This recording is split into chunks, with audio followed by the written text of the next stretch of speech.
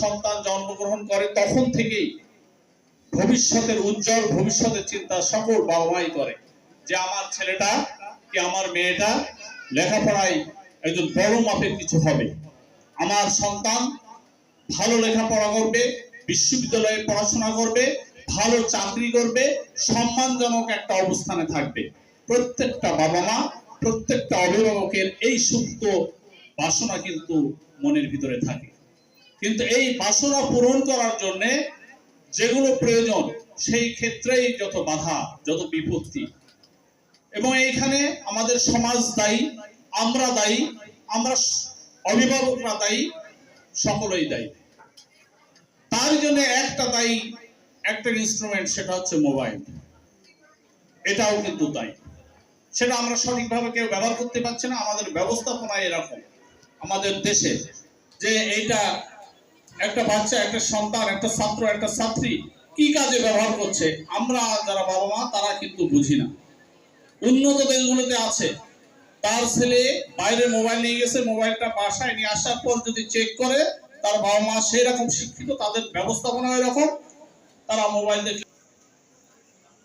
যাই হোক, আমি প্রথমে বলি মোবাইলটা কেন আজকে আমরা এরকম একটা শক্ত সিদ্ধান্ত নিলাম।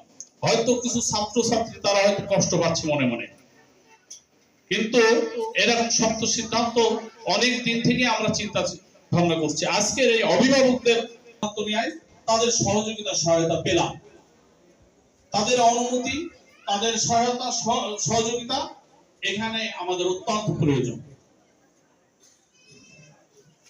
আপনারা অনেক বক্তব্য এখানে শুনলেন, যে বিষয়টা খুবই গুরুত্বপূর্ণ সেটা হচ্ছে আমাদের উপস্থিতির হার বাড়ানো।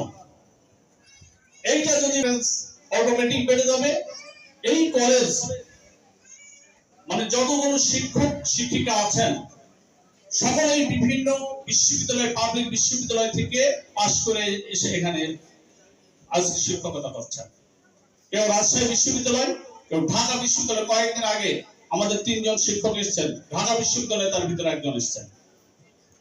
আমরা চট্টগ্রাম বিশ্ববিদ্যালয় শিক্ষক, এখানে কোনো ঘাটতি নাই। এখানে আপনার ছেলে মেয়েকে পড়াতে দিয়ে এই আশঙ্কায় ভোগার কোনো কারণ নেই যে আমার ছেলে মেয়ে ভালো শিক্ষকের কাছে যেতে পারছে না। শুধুমাত্র ক্লাসটা ঠিক মতো হলে পারে। আমার মামা শরীফুল মামা বলছে যে মামা যেন ঠিক মতো শিক্ষকরা হাজিরা দেয়, এই বিষয়টা দেখে। আমরা ইতিমধ্যে এই বিষয়ে খুব সজাগ, এবং এখানে ডিজিটাল হাজিরা মেশিন বসানো আছে শিক্ষকদের জন্য। আমি নিজেই মনিটরিং করি, সেটাও শীট বের করে দেখছি কোন শিক্ষক কয়টার সময় কখন আসছে এবং কখন যাচ্ছে।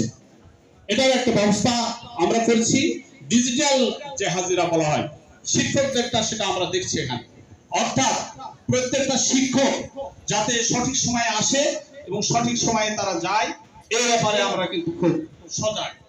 এখন আপনার সন্তান আসলো না, ওই যে একটা ক্লাসে 4 জন 6 জন 200 জন স্টুডেন্টের ভিতরে 8 জন উপস্থিত, শিক্ষকের মনটাও ভালো বলে না।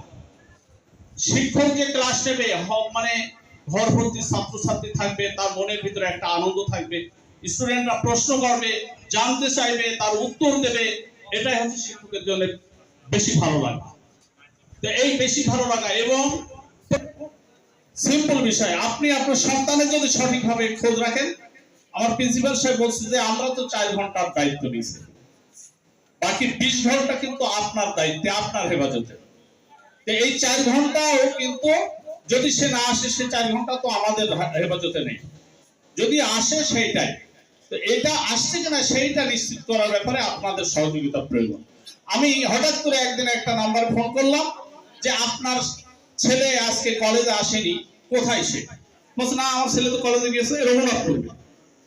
তো বলছে না আমার ছেলে তো কলেজে গিয়েছে। আমার না আপনার ছেলে কলেজে আসেনি, আজ 3 দিন হলো কলেজে আসেনি। বলছে প্রতিদিনই যাই বলে তার ওয়াইফকে ডাকছে, মানে ছেলের মাকে ডাকছে, ওই ফোনে আমি শুনতে পাচ্ছি। ভাই তোমার ছেলে কলেজে যায় না, তুমি কি বলো? প্রতিদিন কলেজে যাই, 100 টাকা করে নিয়ে যাচ্ছে, কিন্তু কলেজে যায় না। তার মা কি বলছে তো আমি শুনতে পেলাম না। তো সে যেটা বললো, ভাই আমি দেখছি আপনি বিরাট উপকার করলেন আমার ছেলে প্রতিদিনই কলেজে যায়, এটা আমি জানি, তার মাও তাই জানে, কিন্তু এখন শুনছি সে কলেজে যায় না।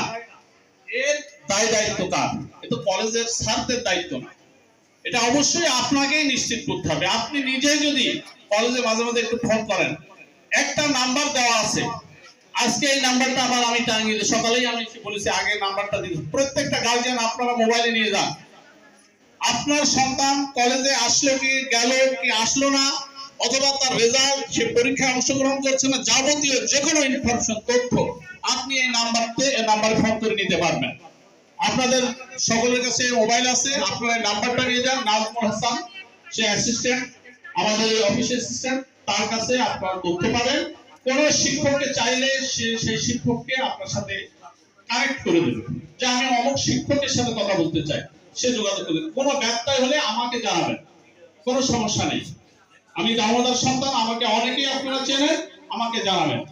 আমি প্রস্তুত আছি যথাযথ উত্তর দেওয়ার জন্য, সে ব্যবস্থা নেওয়ার জন্য। আচ্ছা, সকল বিষয়ে যথাযথ শিক্ষক আমাদের আছে, শিক্ষকদের জন্য ডিজিটাল হাজিরার ব্যবস্থা আমরা করেছি। আমরা শিক্ষকদেরকে গেটে ডিউটি দিই পর্যায়ক্রমে, 4 জন 5 জন শিক্ষক কিন্তু গেটে থাকে। ছেলেরা এসেই অনেকে ভোভারদের মোটরসাইকেলে ঢোকে আবার বেরিয়ে যায়, এটা যাতে করে এসেই বেরিয়ে না যেতে পারে সেটা নিশ্চিত করার জন্য ওখানে নির্দিষ্ট সময় পর্যন্ত এই ডিউটিটা আমাদের করানো হয়। আজকে আরেকটা বিষয়, এটা খুব গুরুত্বপূর্ণ। প্রিন্সিপাল সাহেব বলেছেন ড্রেস, ছাত্রছাত্রীদের ড্রেস কোড মেনে চলার জন্য।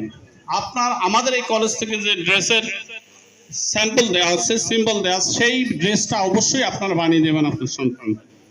এটা এই জন্য প্রয়োজন যে এই কলেজের ড্রেস দেখে যদি সে কোথাও গিয়ে আড্ডা দেয়, মনে করেন ওই যে ফ্যান্টাসিতে যে আড্ডা দিচ্ছে, তো কলেজের ড্রেস থাকলেও ওখানকার লোকজনও বুঝতে পারবে, অনেকেই বুঝতে পারবে যে হচ্ছে কলেজের স্টুডেন্ট।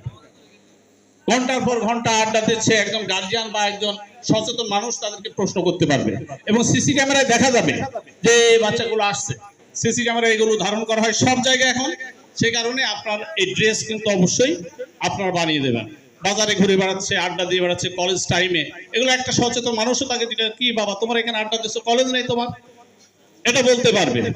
সে কারণে আপনারা ড্রেসটা অবশ্যই বানিয়ে দেবেন, এটা অনেক উপকার আছে, অনেক এর ইফেক্ট আছে। এদিকে আপনারা খেয়াল রাখবেন, আর সেই সাথে আইডি কার্ডের ব্যবস্থা আছে, সেটাও থাকবে।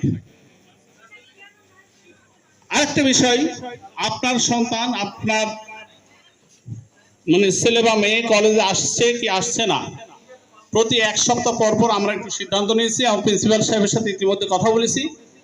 পরপর যদি 1 সপ্তাহ সে অনুপস্থিত থাকে, তাহলে আপনাকে কলেজ থেকেই আমরা অবহিত করব।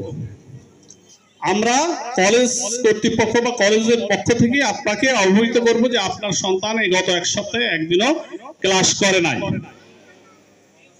আর একটা বিষয় বলতে চাই, যে প্রাইভেট পড়ানোর ব্যাপারে অনেকে খুব আগ্রহী, অনেক স্টুডেন্ট তারাও আগ্রহী। এইখানে যে টিচাররা ক্লাস নিচ্ছেন, যারা প্রাইভেট পড়াচ্ছেন, তাদের থেকে কিন্তু অনেক ভালো শিক্ষিত। তারা পাবলিক ইউনিভার্সিটি থেকে পাশ করে সেখানে শিক্ষকতা করছেন। আপনার সন্তান যদি ওই শিক্ষকের কাছে, আমাদের যে শিক্ষকতা ক্লাস নিচ্ছেন, তার কাছ থেকে তার পড়াটা, তার বোঝাটা বুঝে নিতে পারে, তাহলে প্রাইভেট পড়ার কোনো দরকারই হবে না। আপনি হয়তো মনে করেন সায়েন্স, আমার বাচ্চা সায়েন্সে পড়ে, সায়েন্সের জন্য যে শিক্ষক আছে খুব ভালো, এই যে কয়েকদিন আগে সায়েন্সের একজন শিক্ষক ঢাকা বিশ্ববিদ্যালয়ে পাশ করা, তাহলে এরকম আপনি প্রাইভেটে দেবেন, ঢাকা বিশ্ববিদ্যালয়ে পাশ করা কোনো ছাত্র বা কোনো ছাত্রীকে আপনি পাবেন না, বা কোনো শিক্ষক পাবেন না, টিউটর পাবেন না। এই জন্য এইখানে যে শিক্ষক শিক্ষিকা তাদের কাছে পড়াটা যদি ঠিক মতো ক্লাসগুলো করে, তাহলে বাইরে প্রাইভেট পড়ার কোনো দরকারই হবে না। এই বিষয়টা আপনারা সচেতন থাকবেন। ছেলেমেয়েরা যা বলে সবই ঠিক থাকে, তারপরে হয়তো 2-1টা সাবজেক্ট পড়া লাগতে পারে, সেটা আপনারা সেভাবেই দেখবেন যে এটা পড়া লাগে, তখন পড়াবেন।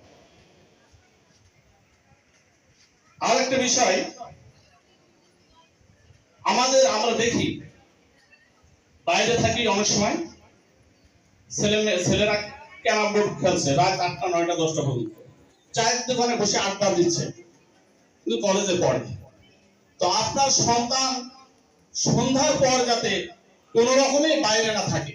এইটা যদি নিশ্চিত করে সে বাসায় থাকলে পড়বে, বাসায় থাকলে পড়বে, এই নিশ্চয়তা যদি আপনারা দিতে পারেন, আপনার ক্লাসের নিশ্চয়তা যে সে ক্লাস করবে, ক্লাস করছে, এই নিশ্চয়তা যদি দেন, তাহলে আপনার ছেলে ফেল করবে না। এবং আপনারাও এসে ছেলের পরীক্ষার আগে এসে ভাই এবারটা একটু পার করে দেন, ফর্ম ফিল আপটা করতে দেন।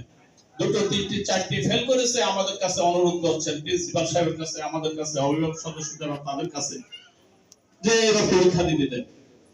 এইটা বলে কেউ আমাদেরকে লজ্জা দেবেন না। আমি আপনাদের কাছে ক্লিয়ার বলছি, আমরা রাজনীতি করি, ভোট করতে হয়, তারপরেও বলছি আপনারা আমাদেরকে এভাবে লজ্জা দেবেন না, কারণ আপনাদের এই কথা আমরা রাখতে পারবো না। আপনাদের এই কথা, আপনাদের কোন অনুরোধ যে পরীক্ষার আগে এসে, ফর্ম ফিল আপের আগে এসে যে আমার ছেলেটা এই কারণে বা যে কোনো একটা অজুহাত দেখিয়ে যে প্রি টেস্টে ফেল করেছে তিনটেই, টেস্টে ফেল করেছে দুইটাই, এবার একটু সুযোগ করে দাও বাবা, আমরা কিন্তু এই সুযোগ করে দেব না। গতবার আমরা 85 জন ছেলে মেয়েকে পরীক্ষা দিতে দিই, আমরা নিশ্চিত তারা ফেল করবে পরীক্ষা দেওয়ার সুযোগ দেওয়ার পর। মানে যে প্রিন্সিপাল সাহেব সবাইকে বললেন যে গার্জিয়ানরা এসে হুমকি, একটা হুমকি বলতে হয় যে আমার মেয়ে কিন্তু আত্মহত্যা করবে, মানে কি তাহলে আমরা দায়ী হয়ে যাব? ওইসব ভয় থেকে লাভ নেই। আপনার মেয়ে আত্মহত্যা করবে কি ছেলে আত্মহত্যা করবে এ বিষয়ে আমাদের দায়িত্ব নাই। পড়াশোনা করার দায়িত্ব আপনাদের, আমাদের যে দায়িত্ব আমরা সেটা পালন করছি। এখন ক্লাসেই উপস্থিত হলো না কোনোদিন, বছরে 2 দিন 4 দিন হাম গাড়ি নিয়ে এসে ঘোষণা করে চলে গেল, আর পরীক্ষার সময় এসে 5টায় পরীক্ষা দিয়ে 6টার ভিতরে 5টায় ফেল করলো 5টা বিষয়ে, তাদেরকে কিভাবে আমরা সুযোগ দেব? যে 6টা সাবজেক্টে পরীক্ষা দিয়ে 5টায় ফেল করে সে কিভাবে পাবলিক পরীক্ষায় অর্থাৎ মূল পরীক্ষায় যে সে সবগুলাই পাস করবে?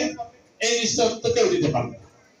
অতএব এ ব্যাপারে আপনারা বিশেষ করে টেস্ট হয়ে যাওয়ার পর যখন ফর্ম ফিল আপ হবে, তখন এই সমস্যায় অনেক গার্জিয়ান পড়ে যান যে আমার ছেলে 1টায় ফেল কি 2টায় ফেল কি 3টায় ফেল।